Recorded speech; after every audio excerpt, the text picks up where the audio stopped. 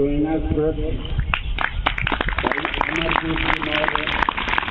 जो हमारे पिछले कई सालों से सहयोगी के रूप में रहे, प्रत्यक्ष अप्रत्यक्ष रूप से हमारा सहयोग करते रहे। सभी खड़े होकर के इनका अभिवादन करें, जोरदार तालियों से अभिवादन करें, जोरदार तालियों से अभिवादन करें।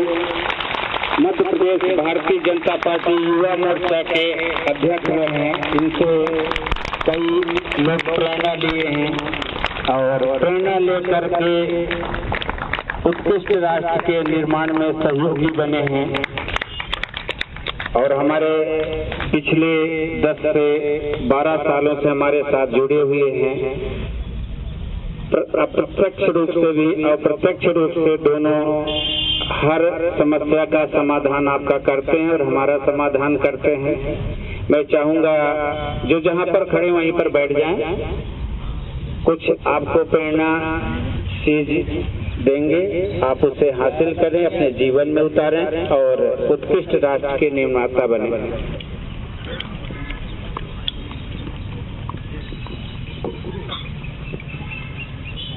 बोलिए भारत माता की।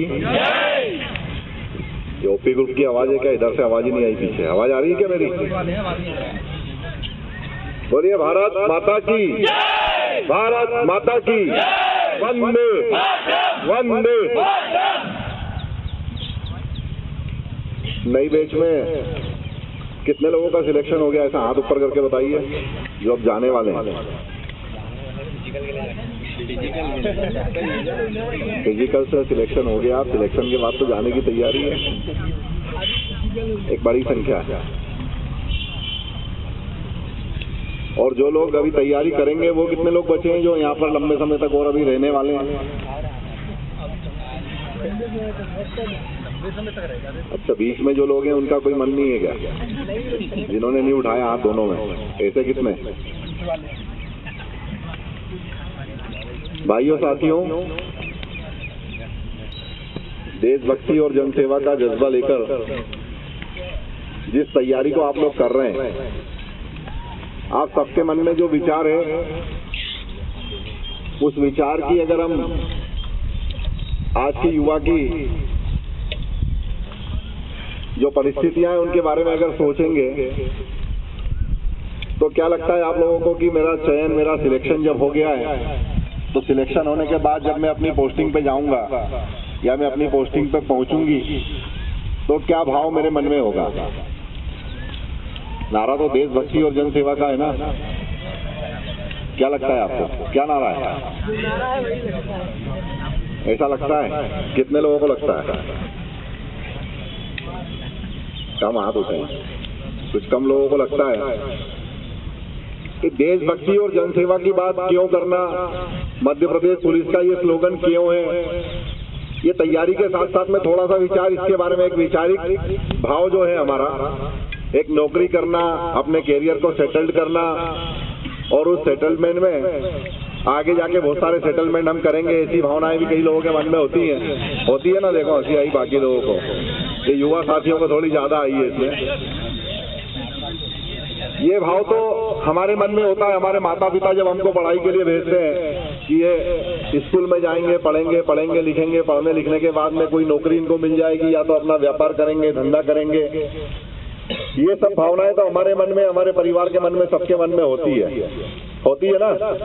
और इसीलिए सुबह 5 बजे उठ के दौड़ भाग करने के लिए सर जैसा बोलते हैं। सर अगर डांटते भी हैं, ऑफिसर डांट भी देते हैं तो उनकी डांट भी हम सुनते हैं। स्कूल में जब पढ़ते थे तो हमारे शिक्षक हमको डांटते थे, मारते थे। आजकल मारना बंद कर दिया, स्कूलों में मारनी पड़ती है। पहले के स्कूल और पुरानी फिल्में देखी होंगी ना, उसमें इतनी लंबी बेंच लेके उनके जो शिक्षक हैं वो बैठते थे। तो वो परिस्थितियां क्यों हम मजबूरी में उसको सहन करते हैं? एक युवा के मन के अंदर का वो भाव ऐसा क्या है कि मैं अपने कैरियर को सेटल कर लूंगा तो मेरी लाइफ सेटल हो जाएगी, यही भावना होती है ना? कितने लोगों को लगता है कि अब मेरा कैरियर सेटल्ड हो गया? यहाँ पर बैठे हुए लोगों को, जिनका चयन हो गया, उन सबको लग रहा है कि मेरा तो कैरियर अब सेट हो गया, अब कोई समस्या नहीं है अपने जीवन में, ऐसा लगता है ना? पर जो लोग नौकरी कर रहे हैं, जो लोग ज्वाइन करके बैठे हैं, जरा उनसे पूछना कि किस प्रकार की समस्याएं आने वाले दिनों में और होती हैं। जब हम वहां पर पहुंचते हैं, एक पहुंचने की ललक और पहुंचने के बाद की जो परिस्थितियां हैं, उन परिस्थितियों को भी हमें समझना होगा। और अगर उन परिस्थितियों को समझ के अपना जीवन अगर हमने तय किया, अपने लक्ष्य को अपन ने निर्धारित किया, तो मुझे लगता है कि एक सुंदर जीवन और एक आसान जीवन जीने की स्थिति हमारी बन पाएगी।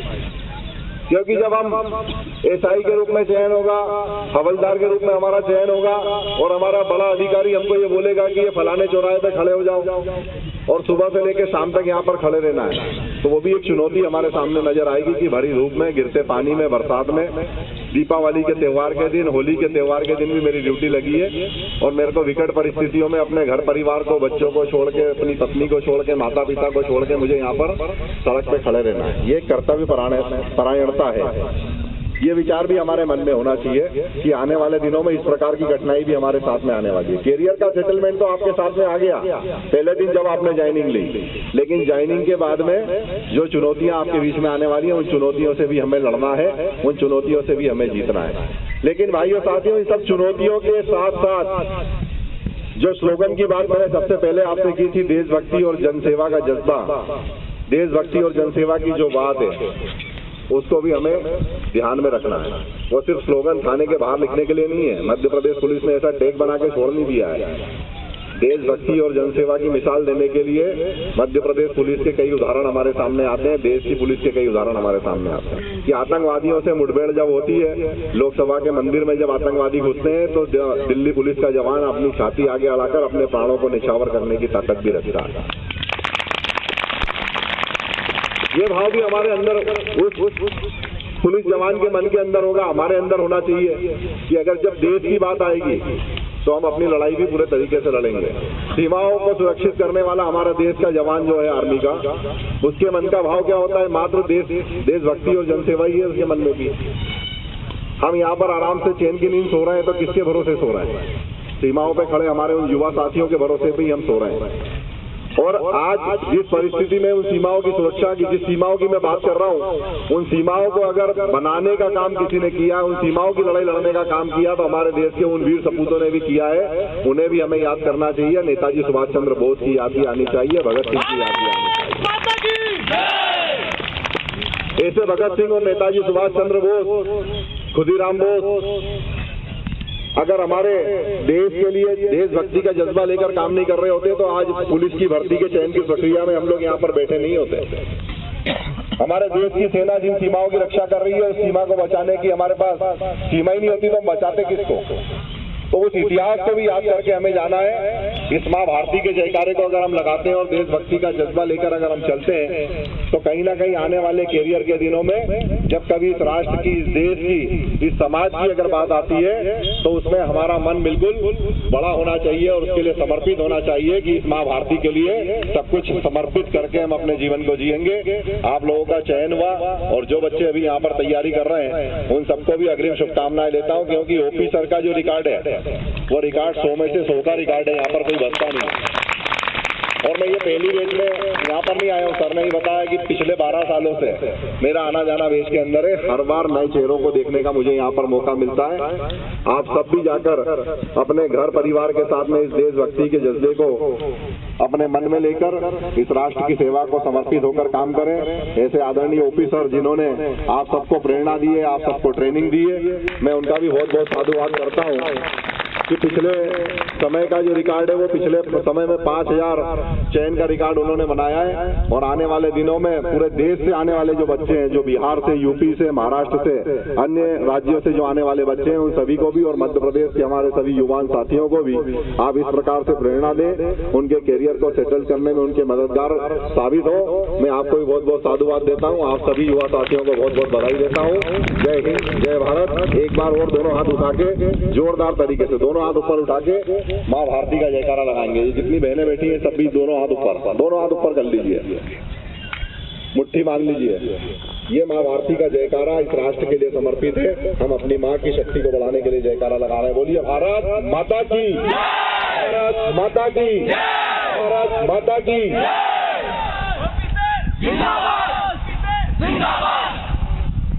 जरूर आपके दिए हुए इस प्रेरणा को मानेंगे और अपने भविष्य का अपने देश का निर्माण करेंगे। संस्कार की शिक्षा नहीं दी जाती, हम ऐसे ही लोगों से प्रेरणा लेते हैं, क्योंकि संस्कार की शिक्षा किताबों में बहुत कम मिलती है। ऐसे आदर्शों के सम्मुख रखकर इनके वचनों को सुनकर हम इस राष्ट्र के प्रति, अपने परिवार के प्रति, अपने समाज के प्रति जो जज्बा लेकर चलते हैं, हम कभी असफल नहीं होते। एक बार सभी बोलेंगे भारत माता की। भाई साहब के लिए, अपने ओपी ग्रुप के सम्मान के लिए एक बार जोरदार तालियां बजाएंगे। धन्यवाद।